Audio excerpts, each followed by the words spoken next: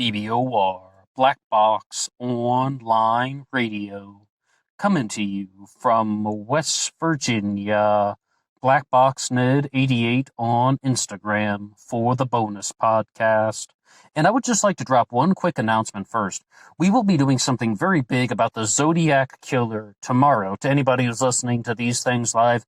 So please look out for that. And if you're listening to this in the future, I would welcome you to check out some of our uploads on the Zodiac Killer here on this channel, Black Box Online Radio.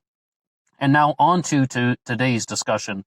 We will be revisiting the disappearance of Brandon Lawson, something that we talked about in 2018 and 2019 as well. And there are a few reasons why it's been a while since we mentioned the disappearance of Brandon Lawson here on this channel. And we'll explain those throughout the duration of the recording. But the first thing I would like to say is, yesterday on the channel, we posted something about the anniversary of the passing of Sharon Tate. And I was looking at the date as I was uploading that recording, and I saw that August 9th, oh yes, this is also the anniversary of the disappearance of Brandon Lawson back in 2013. Brandon Lawson disappeared after his truck ran out of gas heading toward Abilene, Texas. And with this particular case, we can see that it took the internet by storm because of a very particular piece of media. There was a 911 call that Brandon Lawson made after he claimed that someone was chasing him and he was in the middle of a field, and people couldn't quite make out what he was saying. And I know that you guys are very fascinated with this because I can see the uploads that you're listening to most frequently, even more so than the Zodiac Killer or the disappearance of Madeleine McCann. People just had an enormous fascination with Brandon Lawson and what happened to him. And I really restate one claim that I made, that when there is media left behind that people can explore, it just not only it leaves more clues to the discussion, but it also gives people a new way to create ideas and to learn more about the situation. You have a larger first-hand connection.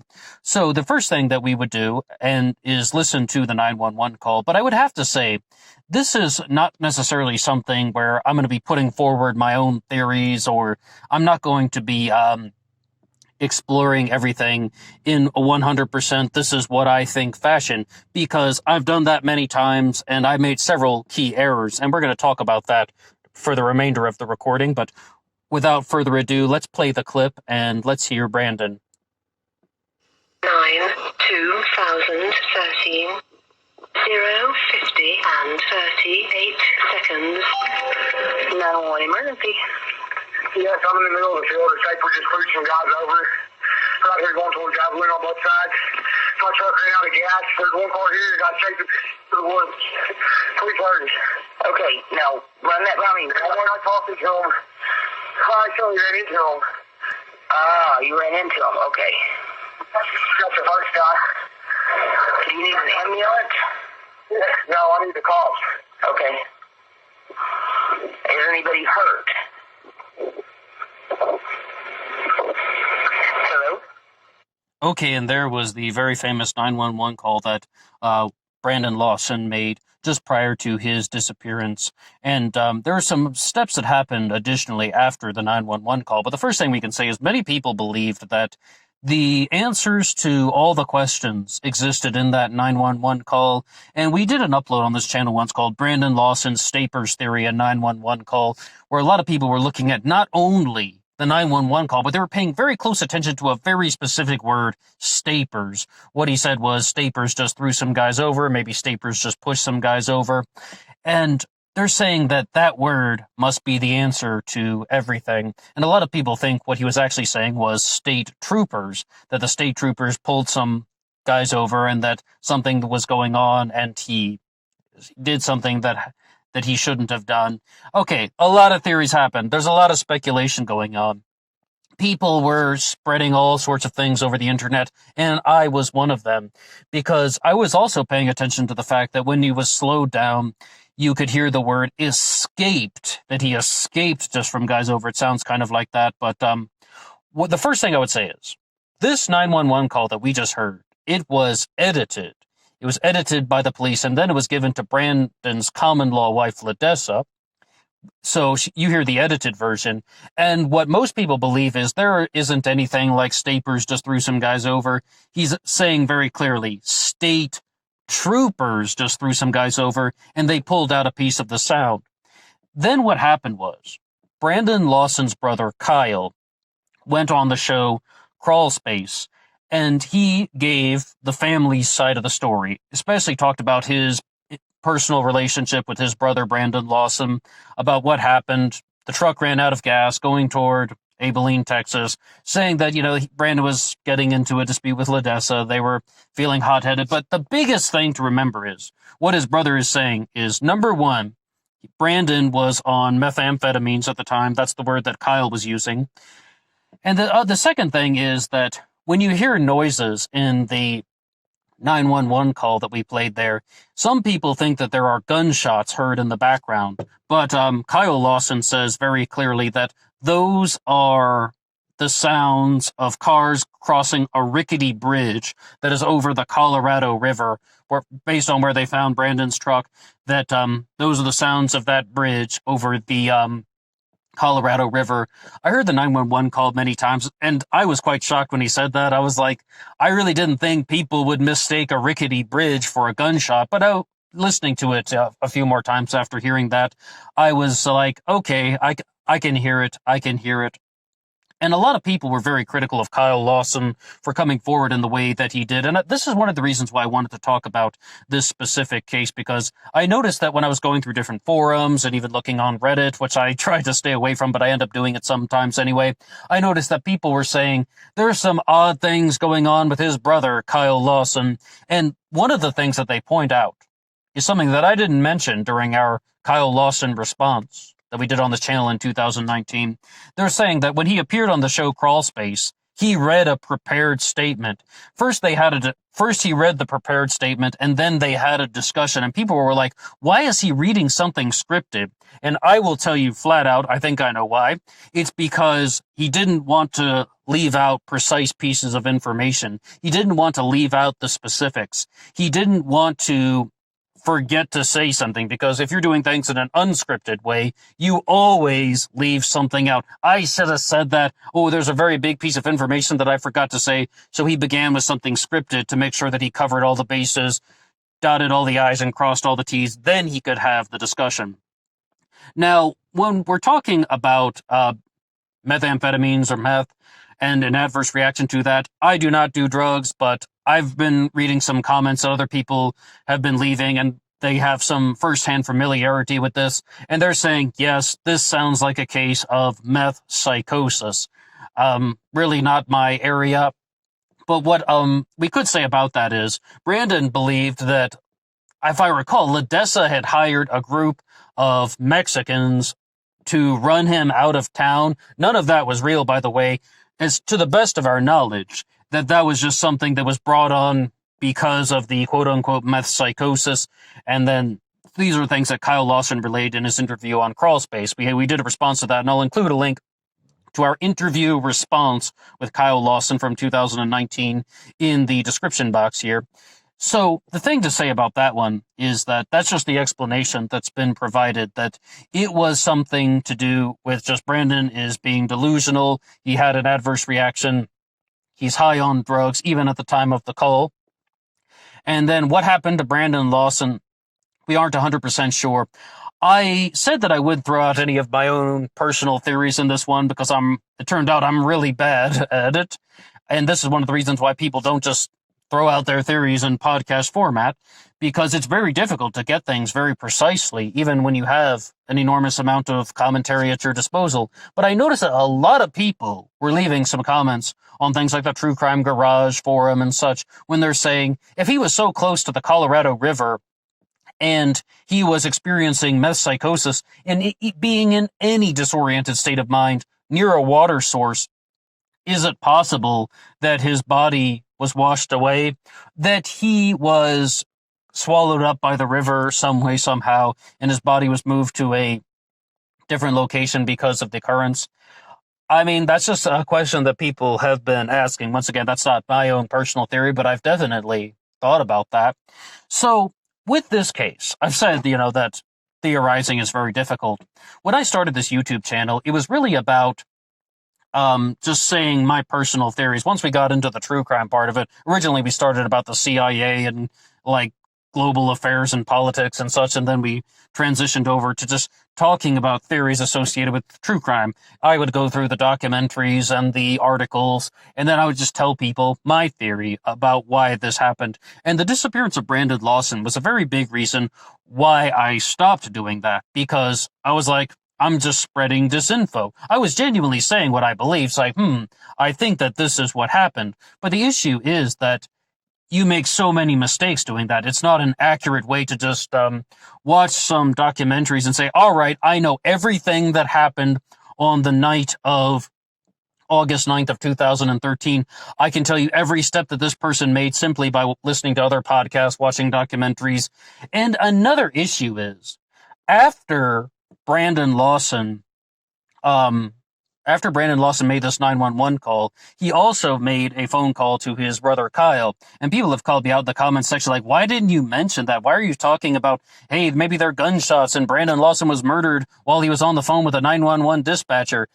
That's impossible. That's completely wrong. And they were right. And there's definitely phone activity and pings, and there are other things that happened after the 911 call. And some of those things about why.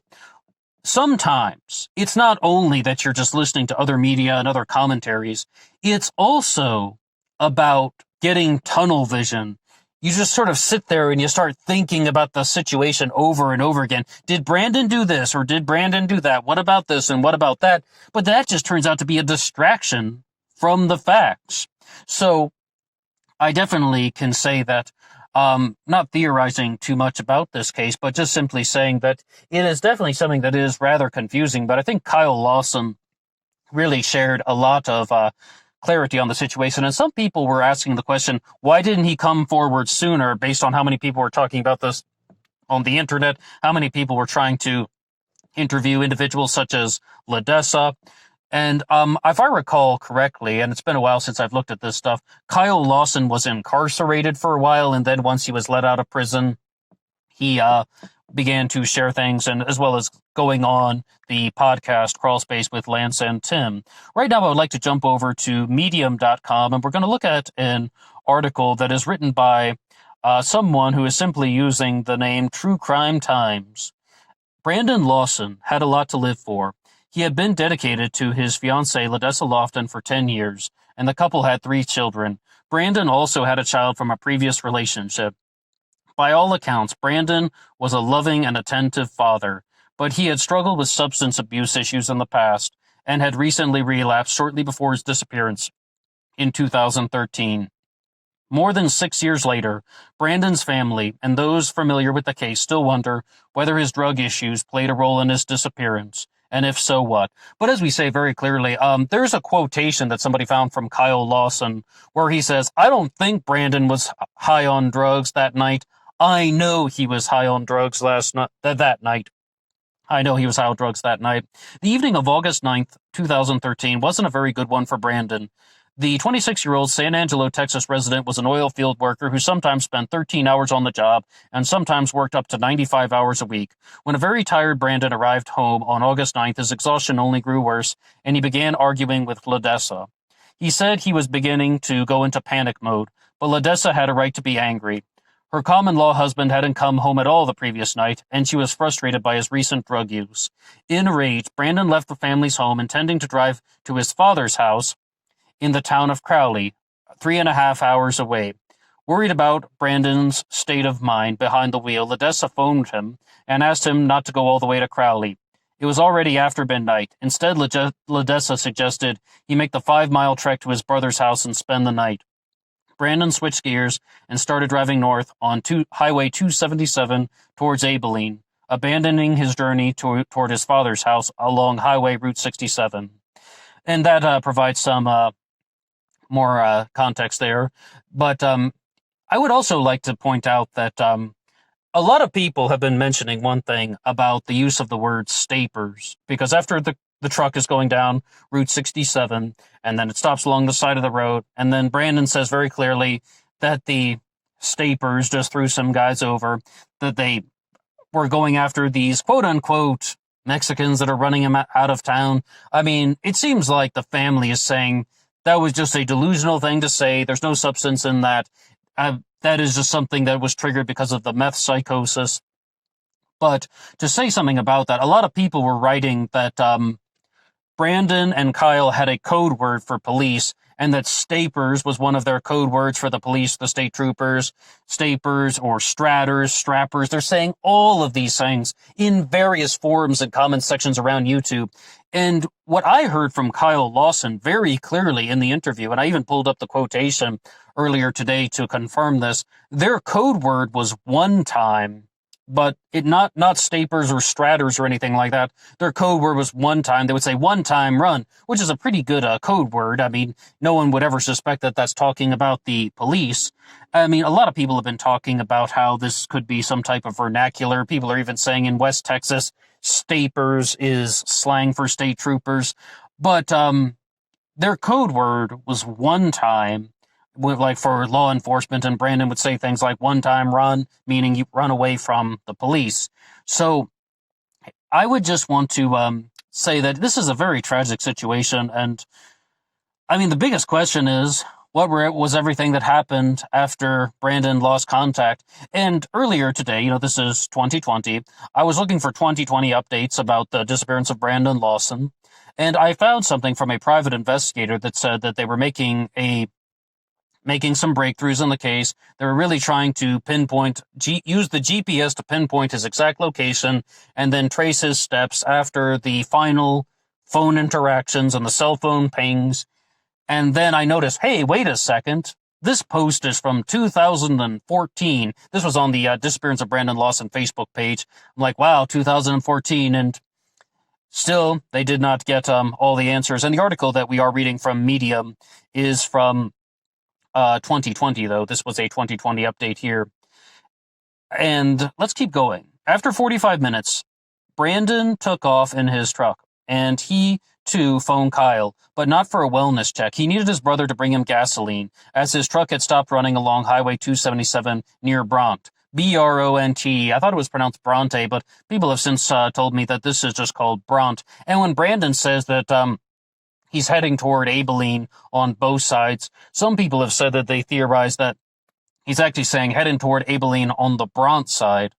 It was hard to make out everything Brandon was saying because the cell service was very spotty in that area where his truck broke down. The last thing Brandon told his brother was, "I'm 10 minutes up the road, just hurry up and get here."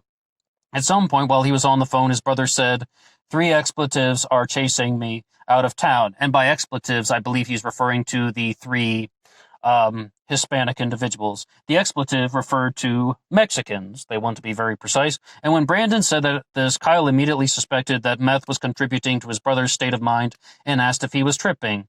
Brandon assured him he was not, but what Kyle says very clearly, he believes 100% that Brandon was on methamphetamines. That was the word he was using.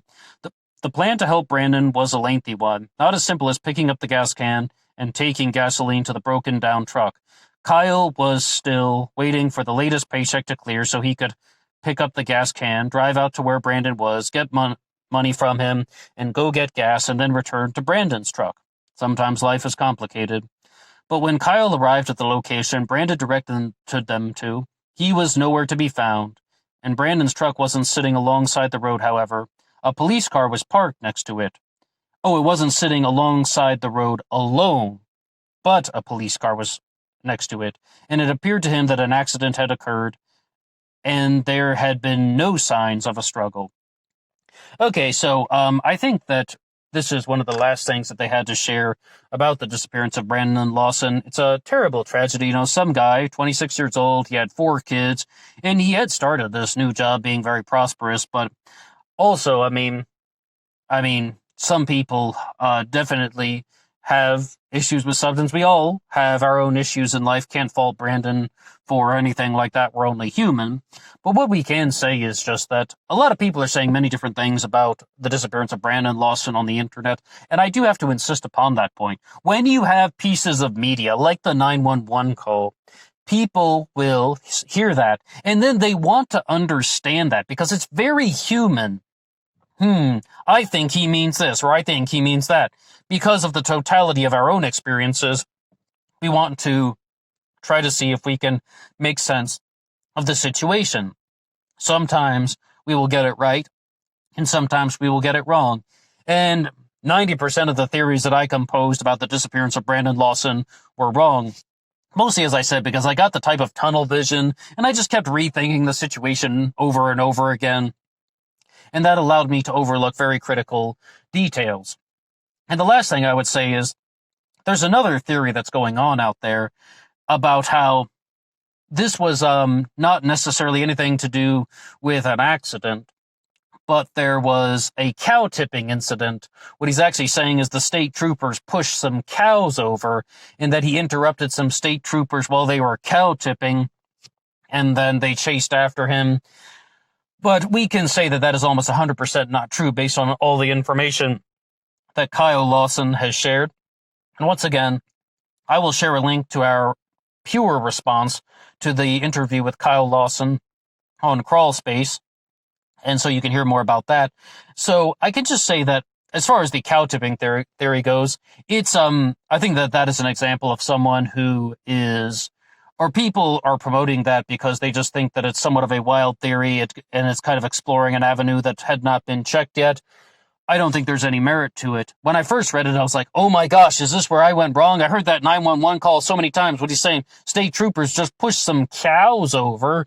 No, but I don't think there's any value or merit to that. It's just the internet being the internet.